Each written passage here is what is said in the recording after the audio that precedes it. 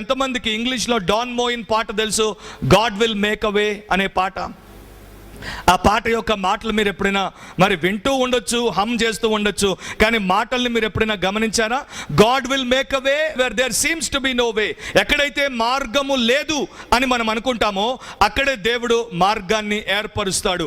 And దేవుడు తప్పకుండా మార్గాన్ని ఏర్పరిచి మనకు సహాయం చేస్తాడు. ఆ యెరూషలేము మరి పట్టణంలోనికి వారు వస్తున్నప్పుడు ఎన్నో సందర్భాల్లో ఎన్నో ఇరుకుల్లో వారు పడినప్పుడు దేవుడు అసాధారణమైనటువంటి రీతిలో వారికి మార్గాన్ని ఏర్పాటు చేసి వారిని తీసుకుని వచ్చాడు. సో ఆ ప్రకారం దేవుడు మన జీవితాల్లో మనకు సహాయం చేస్తాడు. 89లో క్లిఫ్ రిచర్డ్ అనేటువంటి వ్యక్తి, డాన్ మోయిన్ ఈ పాట పాడక మునుపు 89లో ఇంకొక పాపులర్ సాంగ్ ఉండేది. ఆయన పాడినటువంటి పాట ఏంటంటే God is watching us, God is watching us, God is watching us from a distance అనే పాట పాడాడు. దేవుడు మనల్ని చూస్తున్నాడు, దేవుడు మనల్ని చూస్తున్నాడు, అయితే దేవుడు దూరం నుండి మనల్ని చూస్తున్నాడు. కానీ బైబిల్కి క్లిఫ్ రిచర్డ్ పాడిన పాటకు చాలా వ్యత్యాసం ఉంది. బైబిల్ ఏమంటుందంటే దేవుడు మరి 121వ కీర్తన 5వ వచనం ప్రకారము ఆయన మన కుడి వైపున మనకు నీడగా ఉన్నాడు, మనకు తోడుగా ఉన్నాడు, ఎన్నడూ మనల్ని విడవడు, ఎడబాయడు. అంత గొప్ప దేవుడు మనకున్నాడు. సో ఆ దేవుడు చేసే కార్యాలు కొన్ని సందర్భాల్లో మనకు అంతుపట్టవు. అంతుపట్టనంత మాత్రాన మనం బుర్రచించుకోవాల్సిన అవసరం లేదు, గోర్లు కొరుక్కోవాల్సిన పని లేదు, జుట్టు పీక్కోవాల్సినటువంటి అవసరము లేదు, ప్రతిదాన్ని క్షుణ్ణంగా తెలుసుకోవాల్సినటువంటి పని లేదు. కొన్నింటిని ఆయనకే మనం విడిచిపెట్టేసి నమ్మాలి. వెలుచూపు వలన మనం నడుచుకునే వారం కాము, విశ్వాసంతో మనం నడుచుకునే వారం అని బైబిల్ చెప్తోంది. సో కొన్ని సందర్భాల్లో దేవుడు చేసేటువంటివి మీరు చూడలేకపోవచ్చు, అవి మీ వెనకాల జరుగుతూ ఉండొచ్చు. కరెక్ట్ టైంకి రిజల్ట్ మీకు కనబడుతుంది. అంతవరకు మీరు విశ్వాసంతో ఓర్పుతో ఉండాలి. కొన్ని మనకు మేలు అనుకున్నవి మనకు కీడును చేయొచ్చు, అండ్ కొన్ని మనకు కీడు అనుకున్నవి మనకు మేలును చేయొచ్చు. చైనా మంగోలియా ఇద్దరి మధ్యలో యుద్ధం జరుగుతున్నటువంటి టైంలో ఒక చైనీస్ ఆయన దగ్గర ఒక మంచి శ్వేత గుర్రం ఉండేది. ఒక రోజున ఆయన గుర్రపు శాల నుండి అది తప్పించుకొని మంగోలియా వైపు వెళ్ళిపోయింది. ఆయన స్నేహితులందరూ, ఇరుగు పొరుగు వాళ్ళందరూ వచ్చి ఏమన్నారు? అయ్యో చెడ్డ వార్త, చెడ్డ వార్త, నీ మంచి గుర్రం తప్పిపోయింది అన్నారు. అప్పుడు ఆయన అన్నాడంట, ఎందుకని చెడ్డ వార్త అని అంటున్నారు? అది బహుశా మంచి వార్త ఏమో, ఆగి చూద్దాం అన్నాడంట. కొన్ని రోజులు ఆగిన తర్వాత ఈ తెల్ల గుర్రం పోయి ఇంకొక మంచి రకం గుర్రాన్ని వెనకేసుకొని మరలా యజమాని దగ్గరికి వచ్చింది. అదే మనుషులు వచ్చి మరలా అన్నారంట, అయ్యో మంచి వార్త, మంచి వార్త, ఒకటి పోయి ఇంకొక దాన్ని నీకు ఉచితంగా పట్టుకొచ్చింది అన్నప్పుడు ఈయన అన్నాడంట, అప్పుడే తొందరపడి ఎందుకు మంచి వార్త, మంచి వార్త అంటున్నారు, ఆగి చూద్దాం, బహుశా ఇది చెడ్డ వార్త ఏమో అన్నాడంట.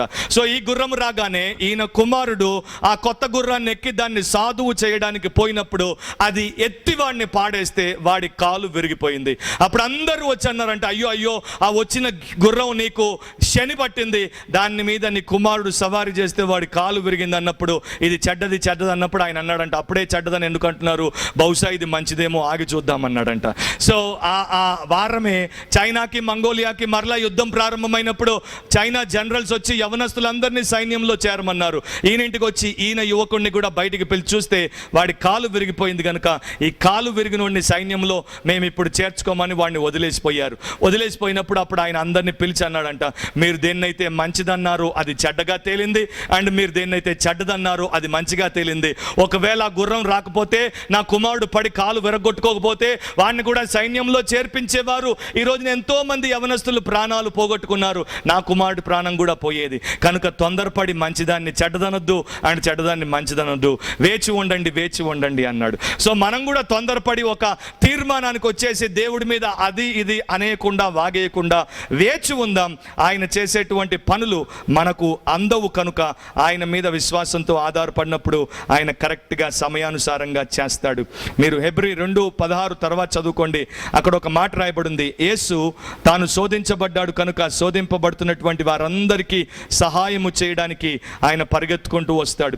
అక్కడ వాడబడినటువంటి గ్రీకు మాట బోయథియా అనేటువంటి గ్రీకు మాటకు అర్థం ఏంటంటే, మనం ఎప్పుడైనా ఎవరైనా పోయి తొట్టిల్లి పడుతుంటే పరిగెత్తుకుంటూ పోయి వారికి చేయినిచ్చి ఆపుతాం చూడండి, అలా యేసు మన వైపు పరిగెత్తుకుంటూ వచ్చి మనకు సహాయం చేస్తాడంట. పేతురు నీటిలో మునిగిపోతున్నప్పుడు ప్రభువా రక్షించవా అని చేయి పైకెత్తేగానే యేసు వెంటనే అడుగు ముందుకేసి అతను చేయి పట్టుకొని పైకి లేవనెత్తినట్లు మన కష్టాల్లో, మన ఇరుకుల్లో, ఇబ్బందుల్లో దేవుడు మనకు సహాయం చేస్తాడు. అండ్ నా లాస్ట్ పాయింట్ ఏంటంటే, గాడ్స్ హెల్ప్ ఈస్ ట్రాన్స్ఫార్మింగ్. దీని గురించి మరొకసారి ఎప్పుడైనా నేను ఎలాబరేట్గా చెప్తాను, కానీ ఇక్కడ క్లుప్తంగా ఆ మాట చెప్పి నేను ముగిస్తాను. God's help is transforming. ఎందుకు దేవుడు మనకు ఎందుకు సహాయం చేస్తాడు? సమయానుసారంగా సహాయం చేసినా, సంపూర్ణంగా సహాయం చేసినా, మనము పట్టజాలని రీతిలో లేకపోతే చెప్పనసఖ్యమైనటువంటి రీతిలో, అద్భుతమైనటువంటి రీతిలో దేవుడు మనకు సహాయము ఎందుకు పంపుతాడు అంటే మనల్ని రూపాంతరపరచుటకు. మనము ఏ పోలికనైతే కోల్పోయామో క్రీస్తు యేసు యొక్క పోలికలోనికి మరలా మనం తీసుకురాబడ్డానికి దేవుడు మనకు సహాయం చేస్తాడు. దేవుడు నిన్ను ఎందుకు ప్రేమిస్తున్నాడు? దేవుడు నీ గురించి ఎందుకు ఆలోచిస్తున్నాడు? దేవుడు నీ కొరకు ఎందుకు చక్కని ప్రణాళికలు వేశాడు? దేవుడు నీ గురించి ఎందుకు మరి అన్ని పనులు చేస్తున్నాడు? దేవుడు నిన్నెందుకు కాపాడుతున్నాడు? దేవుడు నిన్నెందుకు పోషిస్తున్నాడు? దేవుడు నిన్నెందుకు మరి అన్ని విషయాల్లో కూడా పైకి తీసుకుని వస్తున్నాడు అనేది నీవు ఆలోచిస్తే ఒకే ఒక కారణం. ఆ కారణం ఏంటంటే మనము ఆయన పోలికలో రూపాంతరపరచబడుట. అదే దేవుని ఉద్దేశం. అంతేకాని ఈ లోకంలో మనం శారీరకంగా, మానసికంగా, ఆర్థికంగా, సామాజికంగా వర్ధిల్లడానికి మన ఇష్టాలని మనం నెరవేర్చుకొని 4 దినాలు మనం హాయిగా బ్రతికి ఒక రోజున దినం చెల్లిపోయినప్పుడు మనం వెళ్ళిపోవడానికి కాదు. ఆయన ఉద్దేశం ఏంటంటే ప్రతి ఒక్కరిలో క్రీస్తు స్వరూపం ఏర్పడినట్లు ఆయన ఈ పనులన్నీ చేస్తున్నాడు. సో దేవుడికి ఒక గొప్ప ఆలోచన ఉంది. ఆయన ఒక గొప్ప చిత్రాన్ని చూస్తున్నాడు. దాని ప్రకారమే ఆయన గొప్ప రీతిలో మనల్ని మలిచి ఆ సహాయాన్ని మనకు అందజేస్తాడు.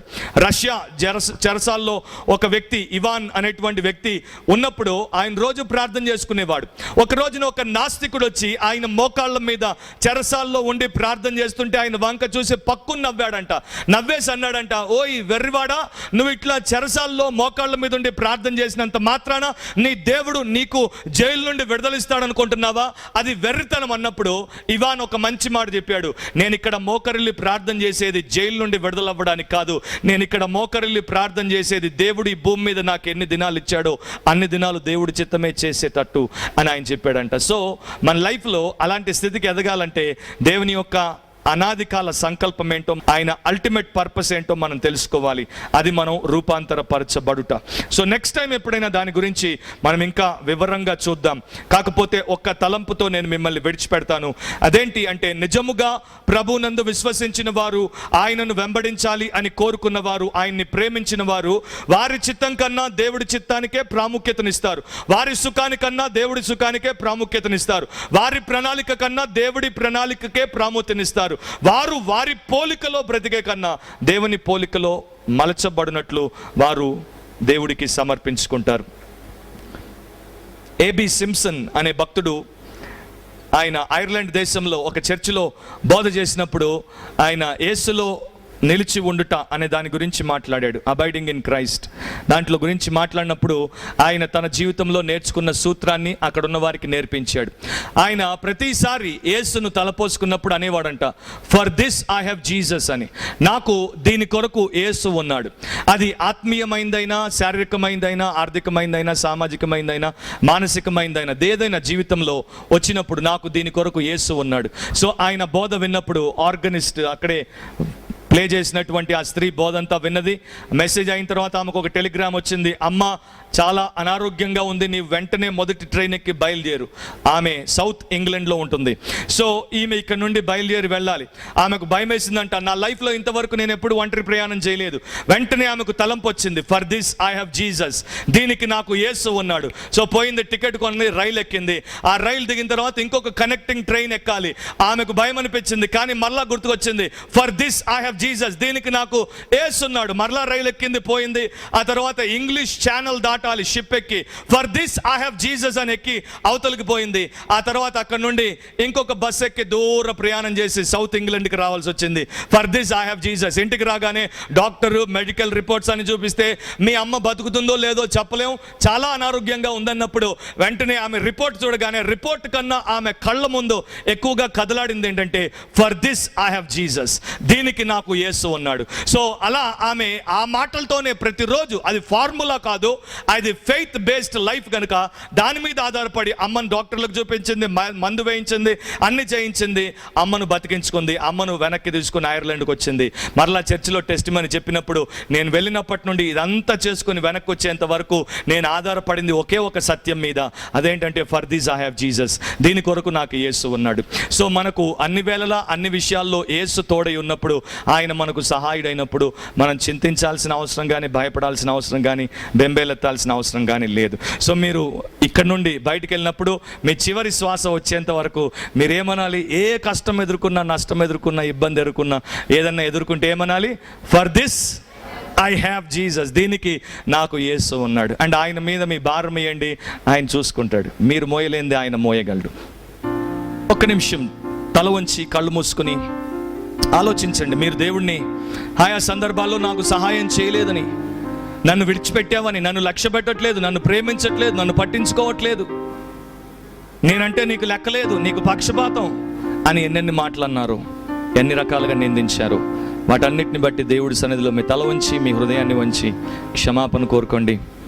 ఆయన మన సహాయకుడు, మనం అడగకుండానే సహాయం చేయువాడు. అలాంటి గొప్ప దేవుడు మన దేవుడు. God's help is timely. ఆయన సహాయము సమయానుసారంగా ఉంటుంది. God's help is total. ఆయన సహాయము సంపూర్ణంగా ఉంటుంది. God's help is transcending.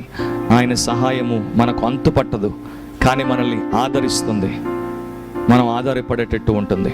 And God's help is transforming. ఆయన ఇదంతా చేసేది ఒకే ఒక ఉద్దేశం కొరకు, మనం క్రీస్తు పోలికలోనికి రూపాంతరపరచబడ్డానికి. సో నెవర్ ఫర్గెట్, లైఫ్లో ఎప్పుడు మర్చిపోవద్దు, for this I have Jesus. నీ జీవితంలో అడుగడుగునా నీకు కావలసిన అన్నిటి కొరకు యేసు ఉన్నాడు. నిన్నెన్నడూ విడవడు, ఎడబాయడు. పరిశుద్ధుడు అయిన మా తండ్రి, మరొకసారి మీ వాక్యం ద్వారా మమ్మల్ని ప్రోత్సహించినందుకు, మాకు మీ సత్యాన్ని బయలుపరిచినందుకు మీకు స్తోత్రాలు చెల్లిస్తున్నాం. మీ యొక్క సత్యములో మేము నాటబడి మేము ఎదిగి ఫలించినట్లు మా కృప చూపించమని ప్రార్థిస్తున్నాం. ప్రభువా, మీరు మాకున్నారు, అంతే మాకు చాలు. మరి ప్రియులు జీవితాల్లో ఏ విషయాల్లో సహాయం కొరకు ఎదురు చూస్తున్నారు, నాకన్నా ఎక్కువ మీరు వారిని ప్రేమించేవారు, వారికి సహాయం చేయగలవారు. వారికి మీరు సహాయం చేయండి. మీరే మహిమ పొందమని, మమ్మల్ని అందరినీ మీ గొప్ప మేలుతో దీవించి పంపించమని యేసు పరిశుద్ధ నామమును అడిగి ప్రార్థిస్తున్నాం తండ్రి. Amen, amen. ఆత్మ ప్రేరేపితమైన ఆరాధన ద్వారా ఆత్మస్వరూపి అయిన దేవుణ్ణి ఆరాధించాలనుకుంటున్నారా? వాక్యానుసారమైన ఆరాధన ద్వారా వాక్య రూపమైన దేవుని ఆరాధించాలనుకుంటున్నారా? ఆశీర్వాదకరమైన ఆరాధన ద్వారా ఆశీర్వాదాలు పొందాలనుకుంటున్నారా? రండి, ఆత్మ ప్రేరేపితమైన వాక్యానుసారమైన ఆశీర్వాదకరమైన ఆరాధనకు ఆహ్వానం. ఆదివారం ఉదయం 7:30 నుండి 9:45 వరకు Victory Worship Centre, Swikar Upkar Auditorium, Jubilee Bus Station ఎదురుగా, Secunderabad.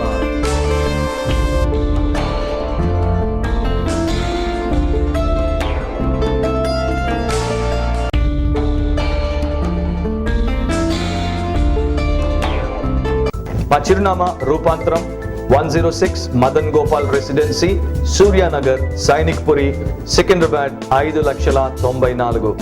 Hour address Rupantaram 106 Madan Gopal Residency, Suryanagar, Sainikpuri, Secunderabad 5,94,000. మా టెలిఫోన్ నంబర్స్ 04027113266, సెల్ నంబర్ 9848576393.